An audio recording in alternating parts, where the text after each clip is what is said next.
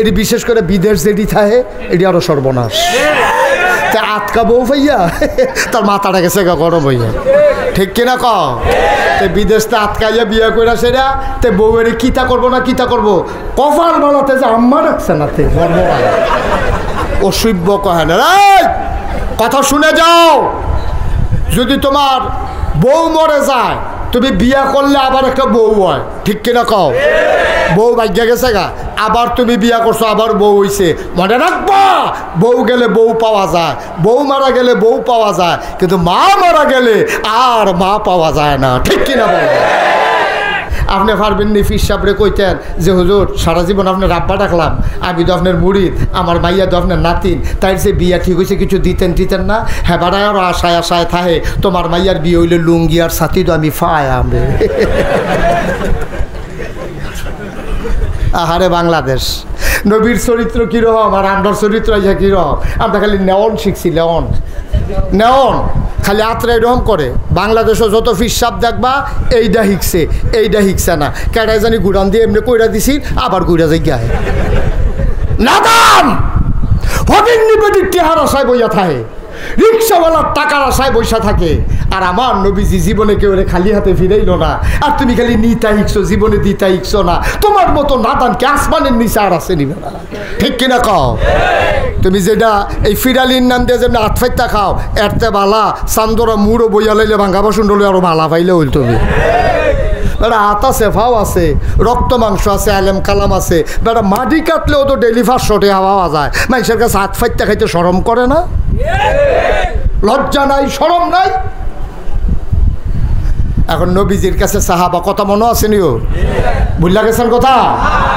মনোযোগ নাই কথায় না? নবীজির কাছে সাহাবা ইসা কই, ইয়া রাসূলুল্লাহ আপনার নাতিনের যে বিয়া দিলাম আপনার দাদা হিসাবে কোনো উপহার দিবেন না? সুবহানাল্লাহ সুবহানাল্লাহ সুবহানাল্লাহ। কথার ওজন কত, কথার ভিতরে মহব্বত কত, অধিকার কত, কত বড় অধিকার। আর নবীজি খুব লাজুক মানুষ, পকেটে হাত দিছে দিয়া দেয় কিচ্ছু নাই, একটা পয়সাও নাই। এমন লজ্জা পাইছে চেহারাটা লাল হয়ে গেছে, সুবহানাল্লাহ, মাথাটা নিচু করে ফেলছে। আহা আমি কেমন নবী, আমার সাহাবা মেয়ের বিয়েতে উপহার চাই, আমি দিতে পারলাম না। নবীজির মাথা নিচু করে মুচকি হাসলেন, হেসে বললেন সাহাবা আমার, আজকে তো আমি কিছু দিতে পারলাম না, আগামীকালকে তুমি সকালে আসবা, তো তোমার কাছে আমি একটা গোপন সংকেত দিয়ে রাখি। যদি দেখো আমার ঘরের দরজা বন্ধ, তোমাকে গোপন সংকেত হলো তুমি দরজার ভিতরে শিকল ধরে 3 বার নাড়া দেবা, তখন আমি বুঝবো তুমি চলে আসছো। আসলে তোমার জন্য দরজা খোলা, তুমি ডাক দিতে পারবা, তোমার জন্য অনুমতি আমি দিয়ে রাখলাম। আসার সময় ছোট্ট একটা শিশি আর একটা কাঠি আইলো, সুবহানাল্লাহ কইতেন না? এখন পরের দিন সকালবেলা সাহাবা এসে দেখে নবীজি আরাম ফরমাচ্ছেন, নবীজি ঘরের ভিতরে আরাম করতেছেন, ভেতর থেকে দরজা বন্ধ। সাহাবারে নবীজি অনুমতি দিয়ে রাখছে, সাহাবা এসে দরজার ধরে 3 বার নাড়া দিলেন, নবীজি দরজা খুলে দিলেন, আহলান সাহলান মারহাবা, মোস্ট ওয়েলকাম, আমার ঘরে তোমাকে স্বাগতম। সুবহানাল্লাহ বলবেন না? আল্লাহর নবী স্বাগত জানাইয়া আবার সাহাবাকে ঘরে ঢুকালেন, ঢুকাইয়া বললেন ও তোমার তো আজকে আসতে বলছিলাম না? কই জি ইয়া রাসূলুল্লাহ, শিশি আনছো? তো উনি লুঙ্গির সিফাত থেকে শিশি বার করে, কাঠি আনো নাই? কয় জি ইয়া রাসূলুল্লাহ কাঠিও আনছি। আল্লাহর নবী সাহাবা কয় আমাদের সামনে নবীজি বসালেন, পাঞ্জাবির হাতটা কনুই পর্যন্ত উঠাইলেন, খুব খেয়াল করেন, তিনি হাতটা উঠাইয়া কনুই পর্যন্ত পাঞ্জাবির হাতাটা গুছাইয়া তিনি আবার হাতের ভিতরে এইভাবে কচলাইতে শুরু করলেন। কতক্ষণ এই হাতে কচলায়, আবার বাম হাতে ডান হাত কচলায়, কচলাইতে কচলাইতে লাল হয়ে গেল, পশমের গড়ায় মুক্তার দানার মতো ঘাম জমে গেল।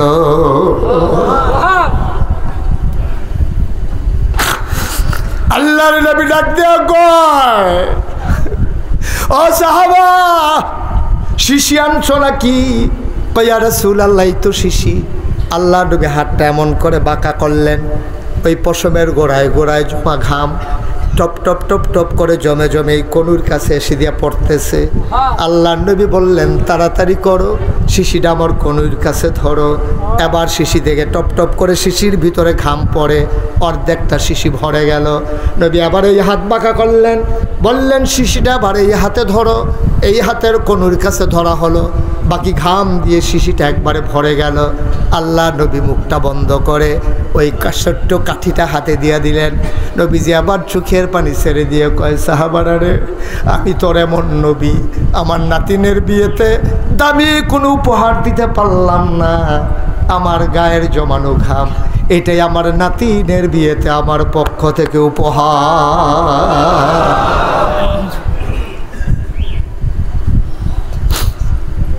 সাহাবা খপ করে ধরলেন, চোখের পানি ছেড়ে দিলেন, ডাক দিয়া কই ইয়া রাসূলুল্লাহ, ইয়া হাবিবাল্লাহ, আপনি যা দিয়েছেন তার কোনো তুলনা হয় না, আমি বড় খুশি হয়েছি। সাহাবা বিদায় নিয়ে দিলেন দৌড়। মেয়েটা দাঁড়িয়ে আছে ঘরের কিনারে, আব্বা নবীর থেকে হাদিয়া নিয়ে আসবে। বাবা বলে গেছে, ও মেয়ে আমার, নবীজি তোরে হাদিয়া দেবে বলেছে, অপেক্ষা কর, আমি আসতেছি। মেয়েটা বাড়ির সামনে খেজুর গাছের নিচে দাঁড়াইয়া দুদু মরুভূমির দিকে তাকিয়ে আছে, বাবা কখন আসবে। তাকাইয়া দেখে একটা আফসা আফসা মানুষ দেখা যায়। মেয়েটা দিলেন দৌড়, দৌড়ে দৌড়ে গিয়া দেখে বাবা ঘামতেছে, চোখ দিয়া পানি পড়তেছে। মেয়েটা ডাক দিয়া, আব্বা আপনার হাত তো দেখি খালি, আমার বিয়েতে আমার নবীজি কোনো উপহার কি দেয় নাই? বাবার চোখের পানি ছেড়ে দিয়ে কয়, ও মেয়ে আমার, তোর মতো ভাগ্যবতী মেয়ে মক্কায় মদিনায় আর দ্বিতীয় একজন গোনাই গো মেয়ে। তোর এত দামি উপহার দিয়েছে। তিনি খুঁটির ভিতর থেকে ছোট্ট শিশি বের করলেন। মেয়েটা দেখলো শিশিটা বের করার সাথে সাথে চতুর্পাশ সুগন্ধের সাথে সাথে ভরে গেল।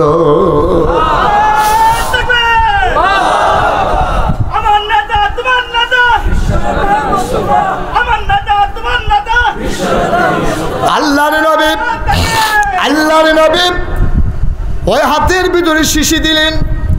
ওই মেয়েটার বাবা মেয়েটার হাতের ভিতরে শিশিটা দিয়া কয়, ও মেয়ে আমার নবী তোরে বেশি কিছু দিতে পারে নাই, সবচেয়ে দামি জিনিসটা তোরে দিয়ে দিয়েছে। ওনার পসিনা মুবারক নিজের হাতে বের করে তোরে শিশির ভিতরে দিয়ে দিয়েছে। এই নাও তোমার উপহার। মেয়েটা খপ করে ধরলেন, চোখে লাগালেন, মুখে লাগালেন, বুকের সাথে জড়িয়ে ধরলেন। মেয়েটা দিলেন দৌড়, এক ফোঁটা ঘাম পসিনা মুবারক বের করে হাতের তালুতে নিয়ে মেয়েটা মাথায়, চোখে, মুখে, বুকে সব জায়গায় লাগালেন। এই মেয়েটা আদর যত্ন করে কাপড় পেঁচাইয়া ওই আতরের শিশিটা রেখে দিতেন। যখন ঈদ আসতো, যখন বিয়ে হতো, মেয়েটা এক ফোঁটা নবীর পসিনা মুবারক আতর হিসাবে ব্যবহার করতেন।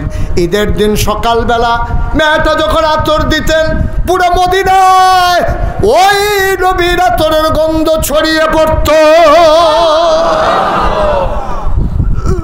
মানুষগুলো পাগলের মতো দৌড়াইতো। এই সুগন্ধ কোত্থেকে আসে, কোত্থেকে আসে? মানুষগুলা পাগলের মতো দৌড়াইতো। দৌড়াইতে দৌড়াইতে খেয়াল করতে এই জায়গা থেকেই তো আসে। বাড়িটার চতুর্পাশ দিয়া লোক দাঁড়াই যাইতো, সবাই ডাকাডাকি করতো, বাড়ির মালিক বের হও। বুড়া মানুষটা বের হইতো, বলতো যে কেন তোমরা ভিড় করতেছো? এই সুগন্ধ তুমি পাইছো কই? এত দামি পারফিউম তুমি কোত্থেকে কিনেছো? তুমি তো ধনী মানুষ না। সাহাবা চোখের পানি ছেড়ে দিয়ে কাঁদতেন, বলতেন ভাই এটা আমার কেনা কোনো সুগন্ধি না, আমার নবীর দেওয়া আমার মেয়ের বিয়েতে উপহার, এইটাই সেই সুগন্ধ। এবার মদিনার সকল মানুষ মিলে বাড়িটার নাম রেখে দিল সুগন্ধি বাড়ি। বাড়িটার নামই হয়ে গেল সুগন্ধি বাড়ি। বন্ধুগণ, এই নবীজি তোমার আমার নবী। আমরা যারা নবীর উম্মত, আমরা যারা আশিকি রাসূল দাবি করি, এখন আমাদের কি দায়িত্ব? নবী যেমন করে কথা বলেছেন আমি তেমন করে কথা বলবো। নবী যেমন করে খেয়েছেন আমি তেমন করে খাবো। নবী যেমনি 5 ওয়াক্ত নামাজ জামাতের সাথে আদায় করেছেন আমি 5 ওয়াক্ত নামাজ জামাতের সাথে আদায় করব। আমার নবী জীবনে সুদ খায় নাই, আমি প্রয়োজনে পেট মাটিতে লাগাইয়া থাকবো, তারপরে আমি সুদ খাবো না। ঠিক কিনা বলেন? যদি আমি আশিকি রাসূল হয়ে থাকি। যদি আমি আশেকে রাসূল হয়ে থাকি, যদি আমি নবীর উম্মত হয়ে থাকি, আমি সুদ খাইতে পারি না, আমি ঘুষ খাইতে পারি না, আমি মদ খাইতে পারি না, আমি মানুষকে ঠকাইতে পারি না। আসুন আজকের এই মাহফিল থেকে সিদ্ধান্ত নিয়ে, বড় বুদ্ধিমান মানুষ বুঝা ফেলছে হুজুরের ওয়াজ সাইজ হইয়াইতে আছে আর বইয়ের ইস্যুত কীর্তি। আসল কাজটাই তো হয় নাই, আসল কাজটাই তো হয় নাই। সবাই একটু ধৈর্য ধরে বসতে হবে। আজকে আমার মন সাক্ষী দিয়েছে, আজকে প্রায় 33 বছর আমি মুশতাক ফয়েজি ওয়াজ করি। 33 বছর ওয়াজ করার পর আমার একটা অভিজ্ঞতা হয়েছে, কোনো মাহফিলে যখন আমি যাই, মাহফিলে কদম দিলে মাহফিলটার ওজন বুঝি। আজকে আমার মনে হয়েছে এই মাহফিলটা আল্লাহ কবুল করে নিয়েছেন। নাইলে আল্লাহ তো বৃষ্টি দিয়ে আমাদেরকে ভাষায় দিলেই পারতেন, কিন্তু আল্লাহ তো সুযোগ করে দিয়েছেন। এই কবুল হওয়া মাহফিলটাতে আমরা একজন উঠবো না, সবাই মিলে আল্লাহর দরবারে তওবা করব। দরকার আছে নাকি নাই? আমাদের সবার আমল নামায় গোনা আছে, আমরা সবাই মিলে তওবা করব। কার দরবারে? কথা বলা কার কাছে? আল্লাহর কাছে আমরা তওবা করব। মাপ চাইবো কার কাছে? আল্লাহর কাছে। ফিডার ঠেলায় পুলিশরা আব্বা ডাকতেন পারেন, আর্মিরে বাড়ি আব্বা ডাকে, সেকেন্ডে সেকেন্ডে আব্বা বার উঠেছে ফিডার লোকে। আর অন্যায় করলেন আল্লাহর কাছে মাপ চাইতে মন চায় না, না? পুলিশরা আব্বা ডাহেন, আর্মির আব্বা ডাহেন, আল্লাহরে আল্লাহ কইয়া ডাক দিতে মন চায় না, মাহফিল থেকে উঠে যেতে মন চায়? আপনারা কে গ্যারান্টি দিছে যে আপনি আবার আগামীকাল ঘুম থেকে উঠবেন? সুতরাং গোনাগুলো যদি মাফ করাই নিতে পারেন, আল্লাহ নবী বলেছেন কেউ যখন খালেস অন্তরে তওবা করে, পাহাড় পরিমাণ নিয়ে তো গোনা নিয়ে তওবা করার কারণে মানুষটা মাসুম নিষ্পাপ মায়ের গর্ভের শিশুর মতো হয়ে যায়। সুবহানাল্লাহ বলবেন না? তওবা করার দরকার আছে নাকি নাই? আমরা সবাই মিলে তওবা করব। আমি এতক্ষণ কাউকে বসতে বলি নাই। এই তওবা করা, দোয়া করা, এটার আদব হচ্ছে খুশুর সাথে নম্র ভদ্র হয়ে আল্লাহর দরবারে লুটিয়ে পড়া। যদি জায়গা থাকে আপনারা যে যেখানে আছেন সেখানেই বসে পড়ুন, যারা যেখানে আছেন সেখানেই বসে পড়ুন। ইনশাআল্লাহ আমরা এখন তওবা করব। সবাই চক্ষু বন্ধ করে বসেন, যারা পারেন নামাজের মতো করে বসেন। সবাই চক্ষু বন্ধ করে নামাজের মতো করে বসে আমরা তওবা করি। আল্লাহ যেন আমাদের জীবনের গুনাহগুলো মাফ করে দেন। সবাই পড়েন আমিন। কোনো কথা আছে? বলেন, কে বলবেন? আপনি বলবেন?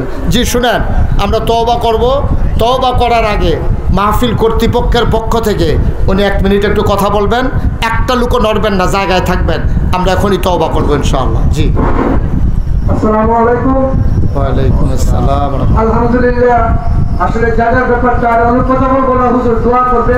যেখানে পর্যন্ত 10-15 বছর গেছি, কোনো জায়গাতে জায়গা দিতে পারছে না মানুষের, নাম বলে মানুষ পড়ে আছে আলহামদুলিল্লাহ। আর আজকে হুজুর তৈরি করে আসলে সর্বাধিক বাড়ি করে প্রোগ্রাম নেয় না, উনি আমার বিশ্বাস হুজুর। আমি এক জায়গায় বয়াত হয়েছিলাম, ওই জায়গায় আকিদা বা ঠিক না, সেই জন্য ওইখান থেকে আইসা হুজুরের কাছে বয়াত হয়েছি 2 বছর হয়েছে। এরপর থেকে আমি সিরিয়ালটা দিয়ে রাখছি যে হুজুর যে কোনোভাবে আমার বাড়িতে যাইতে হবে। হুজুরকে দাওয়াত করছি, আমার বাচ্চারা সবাইকে নিয়ে, গোষ্ঠীর মানুষ আপনাদেরকে দাওয়াত করে যেই পরিমাণ জায়গা দেওয়ার কথা ছিল, আপনারা অনেক মানুষ আসছেন। আমি আপনাদের কাছে দোয়া চাই, আপনাদেরকে জায়গা দিতে পারছি না, কষ্ট দিছি। আল্লাহ এবং আল্লাহ রসুলের কাছে আমাদেরকে মাফ করে দিবেন, আমাদের এই কমিটিকে।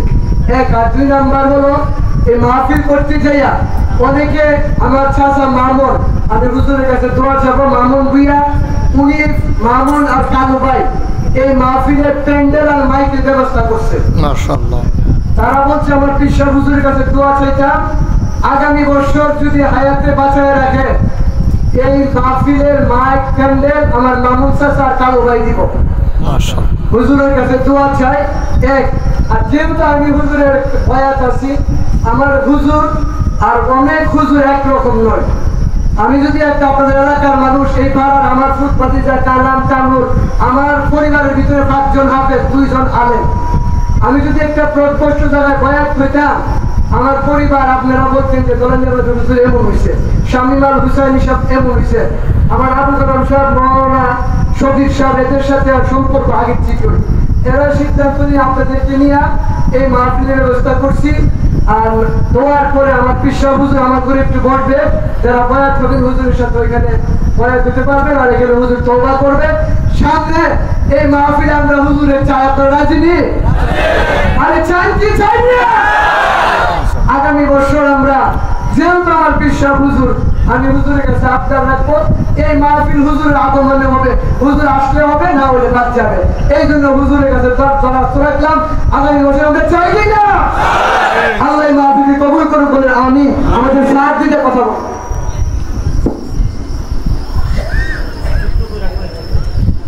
আলহামদুলিল্লাহ, সম্মানিত উপস্থিতি, আসসালামু আলাইকুম ওয়া রাহমাতুল্লাহ।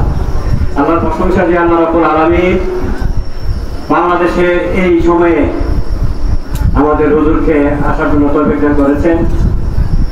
আপনাদের কাছে আমরা বিনীতভাবে অনুরোধ জানাচ্ছি, আমরা সারা বাংলাদেশের সমস্ত বাংলাদেশের 90% মুসলমান, সকল মুসলমানই আমাদের একটা খেয়াল, বাংলাদেশের যত ইসলামী দলগুলো আছেন এবং সমমনা দলগুলো আছেন সকলেই চাচ্ছে একটা প্ল্যাটফর্মে এসে একত্রিত হয়ে চলার জন্য আল্লাহ জমিন আল্লাহ দিন প্রতিষ্ঠা করা সকল পুরুষ এবং মহিলার উপর ফরজ।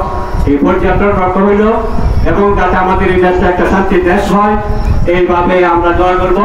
আর পাশাপাশি আরেকটা আবদার হইল, এই যে স্বামী হুসাইন হারা কিন্তু একটা মসজিদের জন্য একটা খেয়াল করছে, হুজুরের কাছে দোয়া চাচ্ছি মসজিদের জন্য যাতে দোয়া করতে, যে মসজিদটা করতে পারে এরকম একটা খেয়াল করে বা একটা জায়গা দিয়ে আপনাদের কাছে বিরক্ত না করে আপনাদের কাছে দোয়া আছে, হুজুরদের কাছে দোয়া আছে।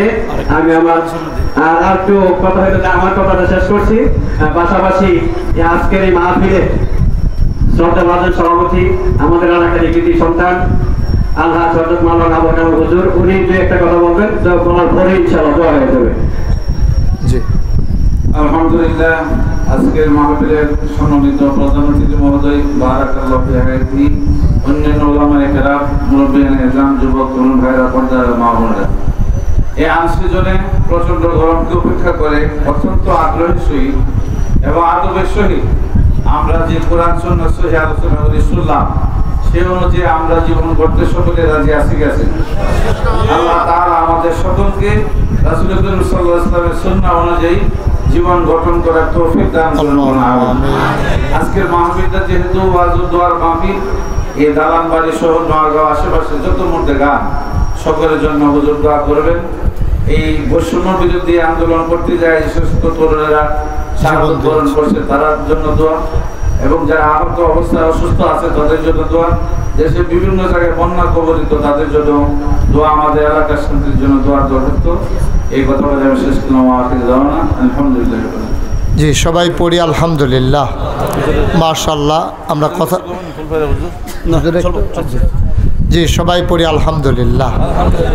ওনাদের তো ওনারা অনুমতি দিলেন আমার কথা, সভাপতি সহসভাপতি, তো ওনারা সর্বোচ্চ মুআদ্দাবানা যে নজির পেশ করেছেন, আমি ওনাদের জন্য দোয়া করি আল্লাহ যেন ওয়ারাসাতুল আম্বিয়া হিসাবে কবুল করেন, দ্বীনের হাদি হিসাবে যেন কবুল করেন।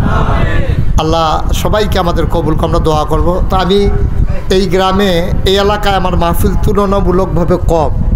আমি এই কসবা অনেক প্রোগ্রাম করেছি, আখাউড়াও তো মোটামুটি করেছি, বিজয়নগরে, হোসেনপুর, চম্পকনগর, তারপরে আমতলি, ওইখানে আমার কিছু ভক্ত মুরিদ আছে, পাইকপাড়া। কিন্তু এই জায়গাটাতে আমার, যদিও আমার নানার বাড়ি, ওনারাও কয়েকবার চেয়েছেন, সময়ের সাথে না মিলার কারণে আমার আর আশা হয়ে ওঠেনি। তা আপনারা বিশেষ করে সভাপতি এবং সহসভাপতি যে দুইজন মুহাক্কিক আলেমে দ্বীন, ওনারা আসলে, আমিও ওনাদের সাথে তো মিশি নাই। আমাদের ওই যে আজকের মাহফিলে আছেন মুজাম্মেল ভাই, ওনার সাথে আমার পরিচয় হয়েছে, কথা হয়েছে, এবং গত বছর ওনাদের গ্রামে খিরাতলা, ওখানে আমি এসেছিলাম, আপনারা হয়তো অনেকে গিয়েছিলেন সেখানে। তো ওই সুবাদে ওনার সাথে একটা গভীর সম্পর্ক, আল্লাহ যেন কবুল করে, সবাই কোনো আমিন। আপনারা জানেন, অনেকেই জানেন, অনেকেই জানেন না, আমি মুশতাক ফয়েজি, দেখবেন আমার নামের সাথে একটা লেখা আছে পীর সাহেব। আমি কিন্তু কখনো পীর সাহেব হতে চাই নাই। আমার দাদা ছিলেন ফুরফুরার সিলসিলার একজন পীর। আমার আব্বা দাদার আগে ইন্তেকাল করেছেন। আব্বা ইন্তেকাল করছে 85 সালে, আর দাদা ইন্তেকাল করছে 98 সালে। তা আব্বা ইন্তেকাল করার কারণে আমি নাতি হইয়া দাদার কাছ থেকে সরাসরি দরবারের দায়িত্ব আমার কাঁধে এসেছে। আমি কখনো এই পীর, বাংলাদেশে পীর সাহেব দেখতে দেখতে আমি অতিষ্ঠ।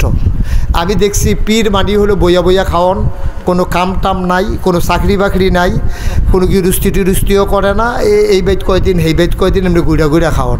আমার এটা শরম করছে ফুলার থেকে।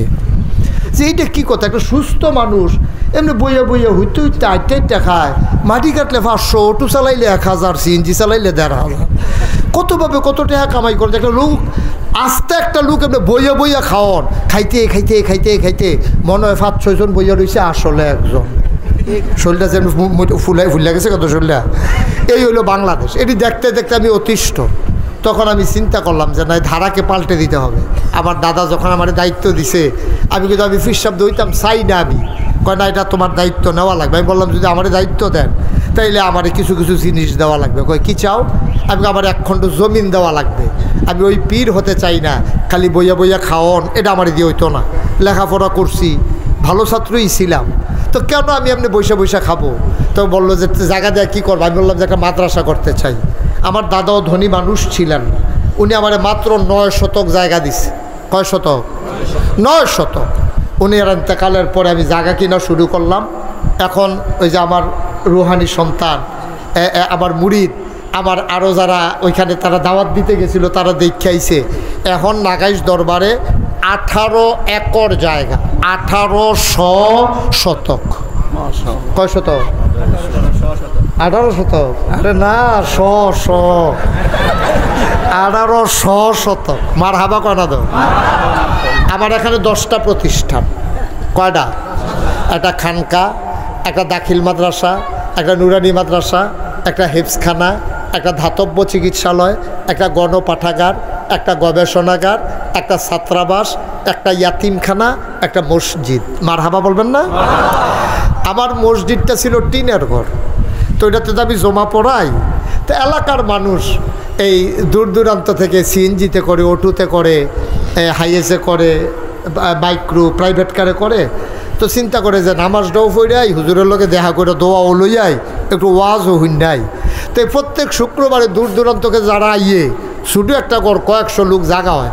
এটা আমি মসজিদও যাওয়ানোর আগে, আমরা যারা কাছের মুসল্লি তারা যাওয়ানোর আগে মসজিদ ভরে জিজ্ঞা বাইরের লোক দিয়া। আমরা যারা এলাকার মানুষ তারা বাইরে বালুয়ে সালুয়ে ফানিয়ে মুনিয়ে ভিজ্জা বুজ্জা। আমি খালি ভিতরে জায়গা পাই, আমিও পাইলাম, নইলে ইমাম দেখা ভিতরে জায়গা পাই। পরে চিন্তা করলাম এত বড় দরবার, হাজার হাজার লোক আসে, একদিন এখানে আরও বেশি লোক আসবে, একটা বড় করে মসজিদ করা দরকার।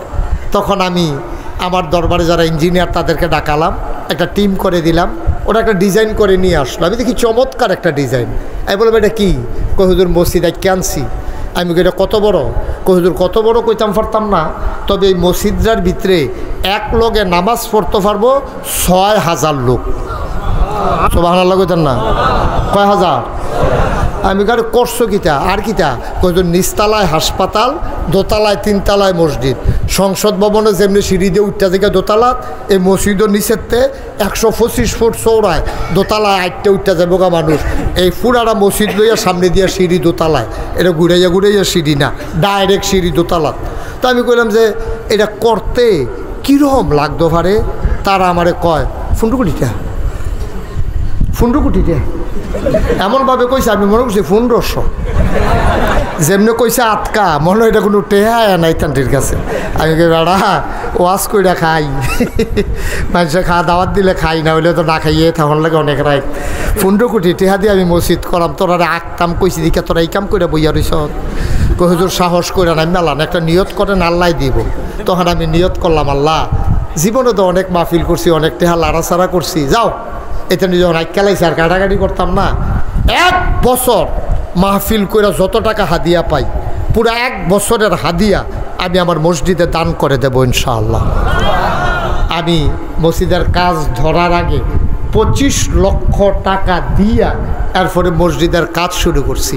গত 1 তারিখে মসজিদের ছাদের ঢালাই হয়েছে, আমার খরচ হয়েছে এই পর্যন্ত প্রায় 4 কোটি টাকা। একতলার ছাদ হয়ে গেছে। তা আমি দিছি 25 লাখ, 4 কোটি হইতে আরও লাগে 3 কোটি 75 লাখ। বাহিতে আইলো করতে আইলো, আমিও করতাম পারতাম না। কত মানুষ যে টাকা পাঠাইছে, ভিক্ষা করে যাইতে আছে। বেডি কইলে কি তো নাগেশের হুজুরের মসজিদরা গাড়ি, এটা শুনছি তো এটার কথা। এই ভিক্ষা করে 2 টিক্কা একটা নোট আন্দেশের মসজিদের দান বাক্সত বেডি ফালাই দিয়া গেছে। সুবহানাল্লাহ কইতেন না? কতভাবে আমি মালয়েশিয়াতে গিয়েছি, ওমানে গিয়েছি, সৌদি আরব গিয়েছি, ইন্ডিয়াতে, যেখানে যাই গেলে আমার মসজিদটার কথা যখন কই সবাই মিল্লা আল্লাহর খাস মেহরবানি শরীক। আমি একটা লোক ফাইলে আমি আমার মসজিদের কথা কয় আমি আল্লাহ যা করে করব। এখন আপনারা এত লোক আছেন, আমার এই মসজিদটার ছাদে উঠে আমি এখন মাঝে মাঝে দাঁড়াইয়া আকাশের দিকে চাইয়া কান্দি। রাইতের 2টা 2:30টায় মাহফিল শেষ করে যখন যাই ছাদের উপরে উঠে কান্দি যে আল্লাহ এত বড় মসজিদ যে শুরু করলাম, আমি যদি মইরা যাই তাহলে এই মসজিদের কাজটা কে শেষ করবে? কারণ আমারও যত মানুষে চিনে, আমার ফুতেরও যত মানুষে চিনে না, কেমনে কি হবে?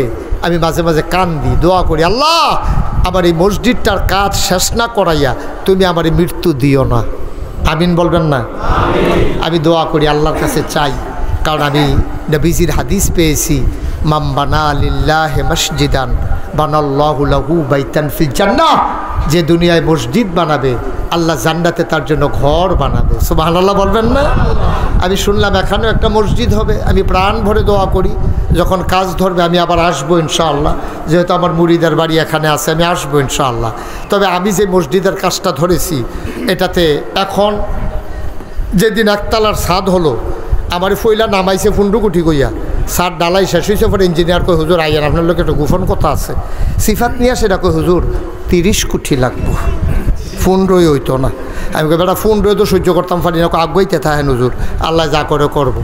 তো এটা একটু প্যাটার্ন চেঞ্জ হয়েছে, আমরা একটু সুন্দর করে দৃষ্টিনন্দন স্থাপত্য শৈলী মণ্ডিত মুসলিম বিশ্বের এক অনন্য নিদর্শন বানাতে চাই। আমার এই স্বপ্নের মসজিদ, আমার প্রাণের মসজিদ, যে মসজিদ বানালে আল্লাহ জান্নাতে ঘর বানাবে। এই প্যান্ডেলটার ভিতরে হাজারো জনতা আছেন। এখন আমরা সবাই মিলে তওবা করব। তওবার আগে কেউ যদি মনে করেন যে হুজুর আমি ইনশাল্লাহ আপনার এই আল্লাহর ঘর মসজিদের জন্য এত বড় মসজিদ হবে, এটা তো আমাদের জন্য গর্ব অহংকার, আমরা হুজুর ইনশাল্লাহ আমি 5,000 টাকা মসজিদের জন্য দিয়ে দিলাম, আল্লাহ যেন কবুল করে, প্রাণ ভরে আমি দোয়া করব। কেউ যদি মনে করেন যে হুজুর 1,000 টাকা আমি দেব, 50টা টাকা দেব, 500টা টাকা দেব, আমি খুশি মনে আপনার জন্য প্রাণ ভরে দোয়া করব। আমরা একটা লুকও খালি যাব না। এখানে কেউ আছেন যে হুজুর আমি ওই যে লোকটার টাকাটা নেন, শামীম কি করবা 2,000, আমার আদরের শামীম সে 2,000 টাকা দিবে, আল্লাহ যেন কবুল করে। মাশাআল্লাহ মাশাআল্লাহ। 500 টাকা আমার এক ভাই, উনি নগদ 500 টাকা দিয়ে, হ্যাঁ আব্দুর রহমান ভাই মাশাআল্লাহ। আমার আরেক ভাই মন্নান ভাই, যা আসিল সব বার করে আনিছে, 500 টাকা 20 টাকা আসিল, 2টা নোট না আরও আছে। আচ্ছা যাই হোক, জি জি পরে এই ছেলে এই তুমি উৎসু করতে আনো না না তে দেহায় বৈধ কি টেহা দিতে উঠছে, টেহা দিবা তাহলে 2-3 বার উঠো। আমাদের স্যার জিল্লু স্যার উনি 500 টাকা দিয়েছেন নগদ। ভাই কিচ্ছু না, কিচ্ছু হবে না, আপনার টাকা আপনি আজকে মরে যান, পড়ে থাকবে বালিশের নিচে, থাকবেও না।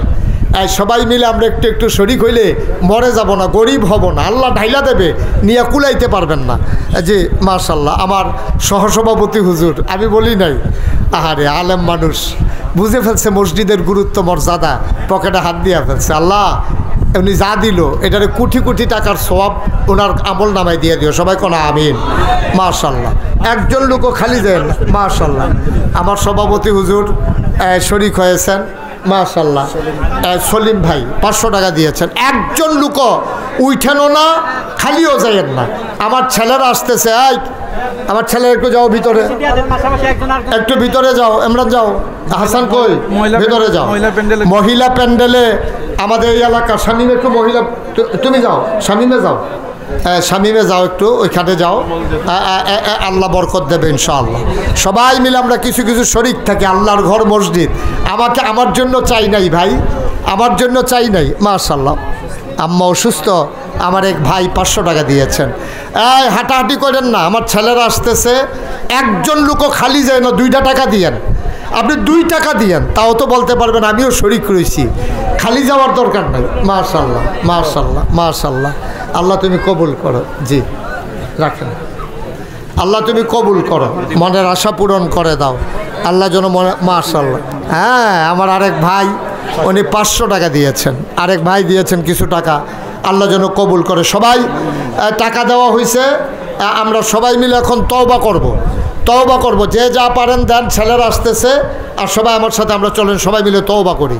সবাই খুব খেয়াল করে বসেন, একেবারে নিজেকে নরম করে গুনাহ মাফের খেয়ালে আমরা সবাই তওবা করি।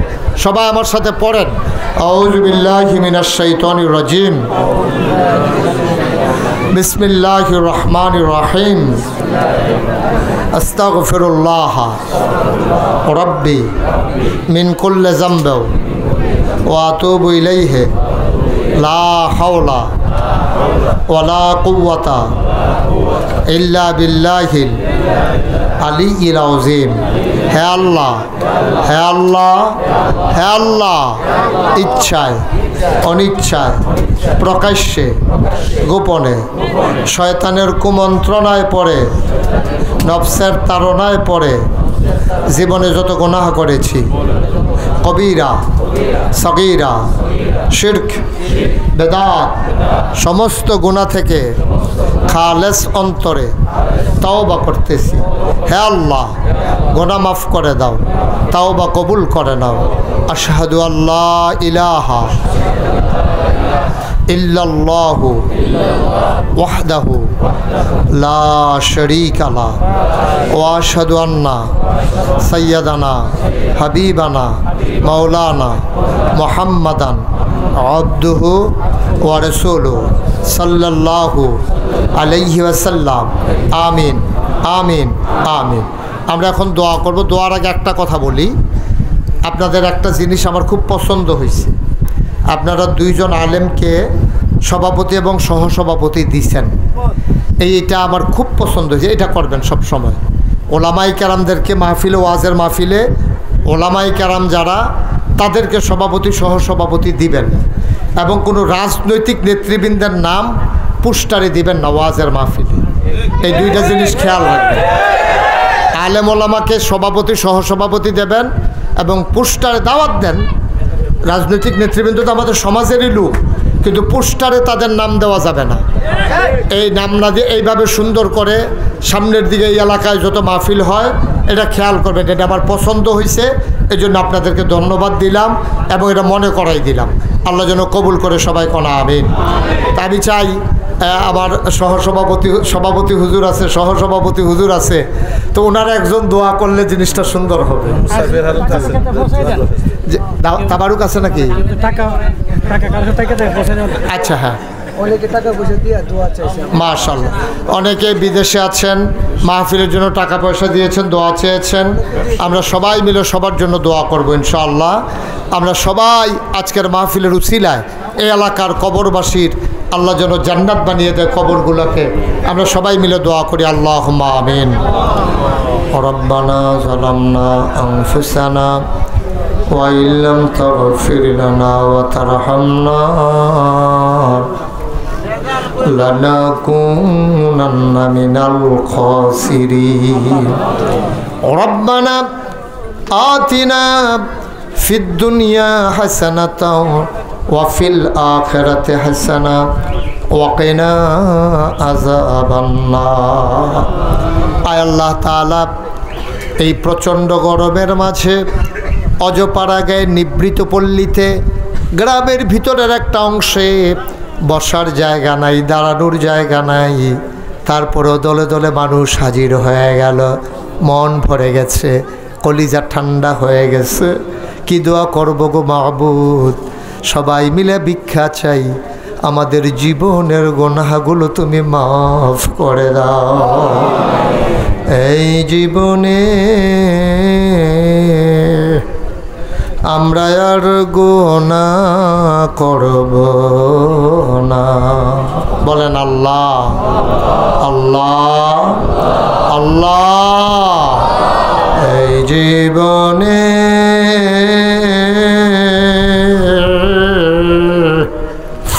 আমরা আর গুনাহ করব না।